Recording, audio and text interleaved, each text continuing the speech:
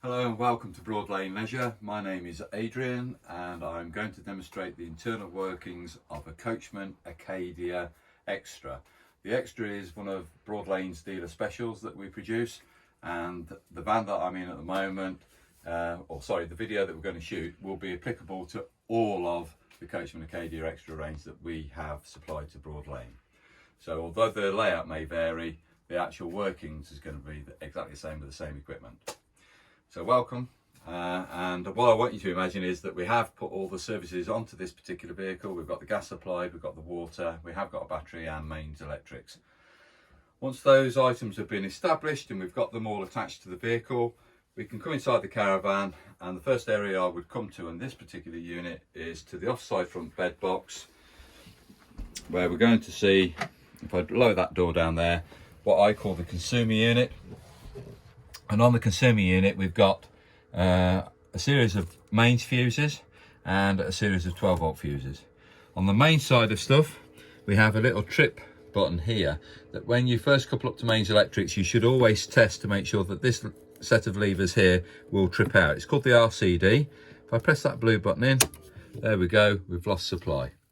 All right, so once we've established that has done that is correct, turn it back on, leave it on. These items are called circuit breakers, miniature circuit breakers, and below it you can read by the labelling exactly what that circuit mini fuse does, and the same for the heater and the boiler in the middle, and the one on the far right hand side is going to be for the sockets. So it gives you an idea of where the distribution of the main supplies goes and which will be the trip which would have caused that to have happened if there's a failure. These items down here are blade fuses, and basically on this edge it will tell you what the function is of that particular fuse, and on the top edge it will also tell you what ampage that fuse is, just to correspond that they're 5s, 10s, 15s, 20s, etc. But it will tell you there just to give you another indication. Once that's all there, the system basically is live, and the next area that we would come to would be the control panel made by a company called BCA, which is located above the entrance door here. And on the Acadia range, this is a very simple panel. So just to now tell you how to make up a double bed on a Coachman vehicle on the Acadia range. Basically, I'm pulling at the front end of the caravan a slat board out. So it's this handle, it's the lowest handle we can get. You pull the slat board all the way to the end, it hits these two plastic blocks, one either side. Just lift it up slightly, raise it up, and then lock it into that position there. That is the slat board already in location. That just stops those blocks, just nylon blocks, stop that board from travelling back. Now in this particular case, I would actually just lose the scatter cushions very quickly, and then to make a double bed up at the front end, I bring the backrest into the middle. I'm turning over the base cushion, and I'm bringing the backrest into that position there. I'll do the same with the other side of the vehicle. So the base cushion rolls over that way, the backrest comes into the centre, and that will give you a nice flat mattress to sleep on. If you use it the other way around, you get quite a few undulations. You also get the buttons protruding into the middle of your back. And if you bring that knee roll so it's there again, that's the thicker part of the mattress and doesn't marry up to this density of foam that's there.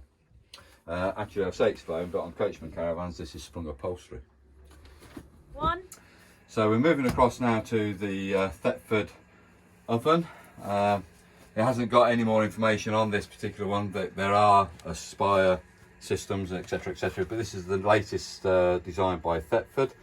What we have got here is one electric ring and then 3 gas rings, one slightly smaller than the other 2.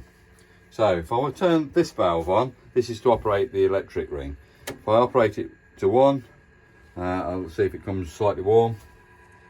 I don't want anybody else to do this with the hands on the hot ring. This is just for me for demonstration purposes, and that's getting warm. But I could rotate it straight to number 6 and that's getting warmer. So I know that is actually working. That's just my way of quickly checking it for use. Right, coming to the gas valves, turn it from off to the full location, press the valve in, the igniter and on the right hand side. and ignite the flame. Keep it pressed for a further 10 seconds and then release. That's on low, that's on high, and there's your off position. These two I'm going to operate at the same time, both rings on this side. So again, keep them depressed on the valves once they've ignited for a few seconds, release. There's your lows, there's your highs, there's your offs. Moving on to the grill area, just lower the grill pan door down. Remove the grill if it's in position. And on this particular one, I've already got the handle here. Do take note that the handle comes into that location. So we are putting the grill in like so, the pan in like so into the grill area. It's not going in that way. Alright, so there are differences on various models. This particular one, the handle goes on that leading edge. Turn it again on the grill to the full flame, press the piezo igniter, ignite the flame, count a few more seconds with the valve depressed, and then release. That's on high, and there's a low setting again I can see, and there's your high setting and off. Very simple use on a grill.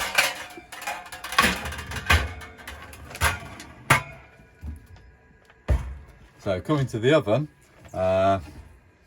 just lower the oven door down, and the flame is going to be at the back of the oven. Rotate the valve to its maximum setting, press the valve in, strike the igniter, away she goes, and the flame's ignited. Count 10 seconds, release. Its maximum temperature on this one is 260 degrees, so there's variables on these. Some are at 240 is the maximum temperature, this one's actually 260, and you can lower it as low as 120. You do need to have the oven door closed for heat to build up for it to regulate on the thermostat. The thermostat tube is this one here. I've got my finger on right now. That recognises the heat that's being produced. And also, just to also mention about the data plate again, on this particular appliance, you're going to find on the side location there, if there is a failure within this appliance that needs a warranty claim, by all means, take a photograph of that for me, send it in, and we can obviously make various claims. And fill a warranty claim in for you. So the oven is now in an off position. The only thing to also say, on some of the Aspire ranges, what we have, and we haven't got on this particular one, is a heat shield which automatically or manually has to be extended so that these valves don't get overheated. At the moment, this particular model does not require that. We have got other fans built into the back end of this vehicle, which you, as the oven's in operation, you'll hear the fan cut in, and it's taken heat away from this area. So just be aware of, there is a fan built into this system. Below this is always a pan storage, and we always have, whether this be a Coachman or a Swift model, you'll always find a plug and socket arrangement located below the oven or to the side of the oven, and basically that's for the electric ring to work. But if the oven is ever removed, all that we have to do is pull the plug and socket apart from each other, and obviously at that point we can remove the oven altogether. To install it, we'd not need a contractor to come in and do 17th, 18th edition trained and sign it off that it's been inserted correctly back in. So just onto the glass lid itself. There is a picture on the lid that we can see. It's a flame, and it says please don't lower the glass lid down if the flames are alight. I think that's a self-explanatory thing. Obviously this is toughened glass. If you lower that lid down and there's been residual heat here, do allow these to cool down before you lower it down, because if you've been boiling potatoes on the back ring there, it's going to be very warm. Don't lower it straight down, allow the heat to disperse before you do so. Toughened glass, when heated, it shatters, and you don't want that experience. So just a word of advice, please don't heat that glass up.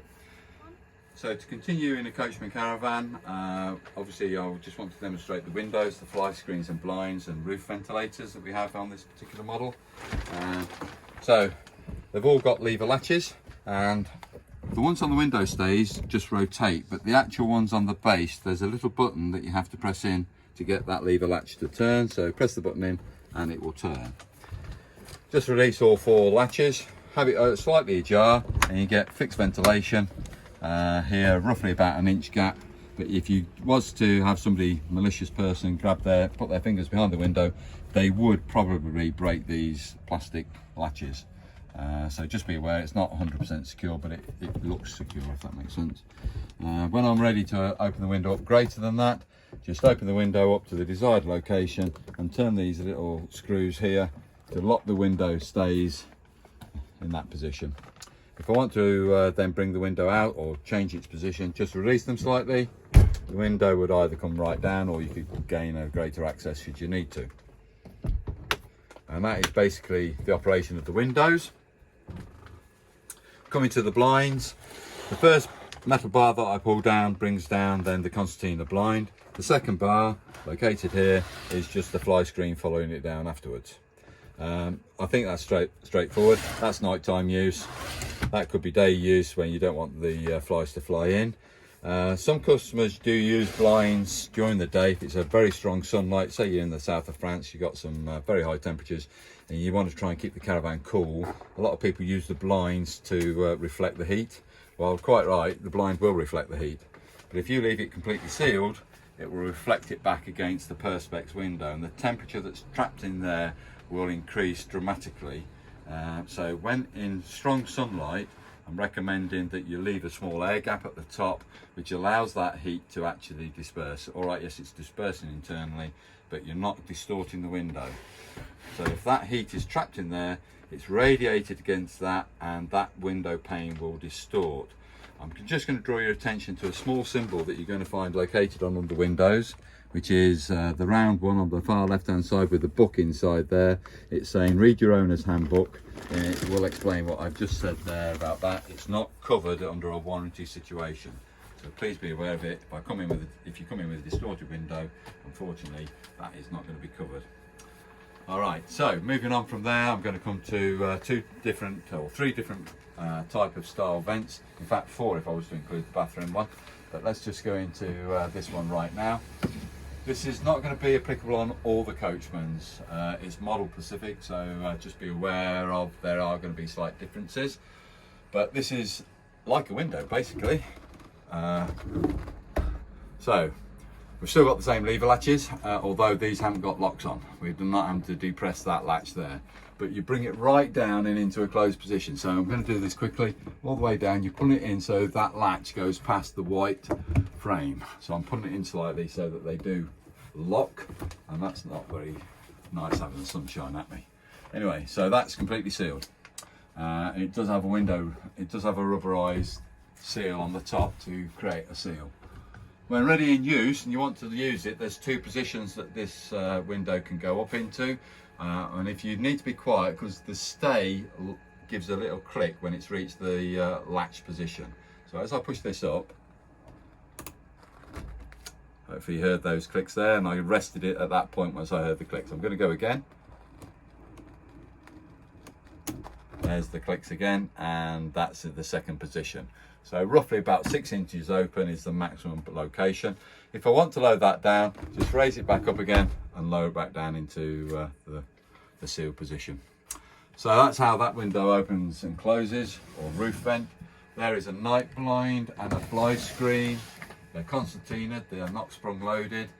You can obviously draw it all the way to the end if you wish to, or have it in the desired location as such. But bear in mind again, strong sunlight, that blind completely across, radiated back onto the perspex. Won't be covered 100%. Do leave a small air gap for that airflow to that heat to escape. So I bring that lever latch down and locking that particular roof vent up. And that's all 5 now in location and ready for transit. We're going to move on to the very large one at the front. I'm going to ignore the the OmniVent, which I'll do cover in a moment. This window is slightly open at the moment, so I'm just going to close it as if we've just arrived on site. That's the seal position, of course, for transit. To release the bracket, the arm, I press that button in and the arm moves within a track on either side. As you can see, there's a track system for it. What I want to draw your attention to is these additional location points. That's going to keep the roof vent open about 6 inches. That's going to keep it open about 1 inch, and then this is the seal position. But in those positions, can you see that operates down? There's a little latch which locks the arm. Once it's travelled into that hole there or that hole there, you bring that latch back down, physically to stop the window from being lifted in wind. So if you don't operate the don't operate the latch, high winds can catch that and cause it to shoot back down again. So it's an advisory thing, just to, once you've got it in the desired location, operate the latch either side, that just locks it in place. That now won't come out. Same applies in the other position, but I'm not going to demonstrate that one for you. And there's locked, and there is again night blind and fly screen. Now I have to say, on this particular one, we've got sufficient air gap here that if you did have that across like so, then you have got actually sufficient clearance. You don't necessarily have to have this in a slightly ventilated location. You can get away with it on this. There's sufficient airspace, but certainly not on the other roof blind that I've demonstrated. The panoramic window at the front is very much the same. You do need to leave an air gap because that is in quite close proximity to the perspex. So if you are going to use it in strong sunlight like we are now, I haven't got a problem with you using the blind to actually deflect either the heat or the light itself, but do allow an air gap. Don't bring it all the way down, only at night time when you're ready to use it for bedtime use. Winter storage, you will find now that this particular type of blind is a lot closer on its pleating. So these now shouldn't be affected by the memory of these pleats dropping out. So what I'm referring to, when you come to concertina that back in, it should just run straight back up without any problems whatsoever. When they're larger pleats, such as what we're about to demonstrate here, they're slightly bigger pleats here, they tend to fall out slightly. So down towards the bottom of the blind, you'll get a very tight pleat being generated, but these become a little bit more slack because naturally it's gravity pulling it down a little bit, and you lose the pleat's memory. It won't be affected on this particular one, but there is a very large pleat available on the marketplace. So I'm now going to demonstrate the OmniVent that's located in the vehicles. There's two variants of an OmniVent really. One is a manual control that you have here, and this one is what I call the digital control. If you are going to operate the fan here, you do need to have the roof vent open, like so. Don't have the fan operating without the fan, have the vent open before you turn the fan on. So when we come to turn the fan on, that's the on off button. Operate it like so, and it always goes into an extraction every time. So that's extracting air from internally within the vehicle outside, expelling it.